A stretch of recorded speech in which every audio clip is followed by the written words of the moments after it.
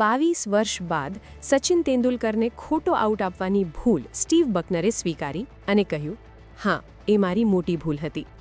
ક્રિકેટના મેદાન પર અમ્પાયરનો એક ખોટો નિર્ણય ક્યારેક ઇતિહાસ બની જતો હોય છે.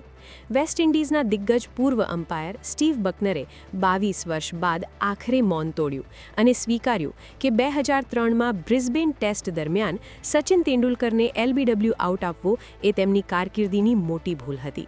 જેસન ગિલેસ્પીના બોલ પર જ્યારે સચિને બોલ છોડ્યો અને તે પેડ પર વાગ્યો ત્યારે આખું સ્ટેડિયમ અને રીપ્લે જોઈ રહ્યા હતા કે બોલ સ્ટમ્પની ઉપરથી જઈ રહ્યો હતો. છતાં બકનરે આંગળી ઊંચી કરી દીધી હતી. આજે પણ ફેન્સ એ ક્ષણને ભૂલ્યા નથી અને બકનરે કબૂલ્યું કે લોકો આજે પણ તેમને આ નિર્ણય વિશે પૂછે છે.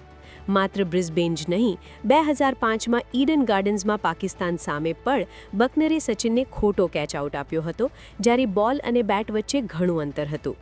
128 ટેસ્ટમાં અમ્પાયરિંગ કરનાર બકનરે કહ્યું કે જીવનમાં ભૂલો થાય છે અને તેમણે આ ભૂલ સ્વીકારી લીધી છે. સચિન તેંડુલકરે પણ એકવાર મજાકમાં કહ્યું હતું કે જ્યારે હું બેટિંગ કરતો હોઉં ત્યારે બકનરને બોક્સિંગ ગ્લવ્સ પહેરાવી દેવા જોઈએ જેથી તેઓ આંગળી ન ઉઠાવી શકે. ટેકનોલોજી વગર એક ખોટો નિર્ણય કેવી રીતે મહાન ખેલાડીઓની ઇનિંગ્સનો અને અનેક રેકોર્ડ્સનો પણ અંત આણી દેતો હતો. શું તમે પણ માનો છો કે સચિન ખરાબ અમ્પાયરિંગનો શિકાર બનેલો સૌથી કમનસીબ દિગ્ગજ ક્રિકેટર હતો?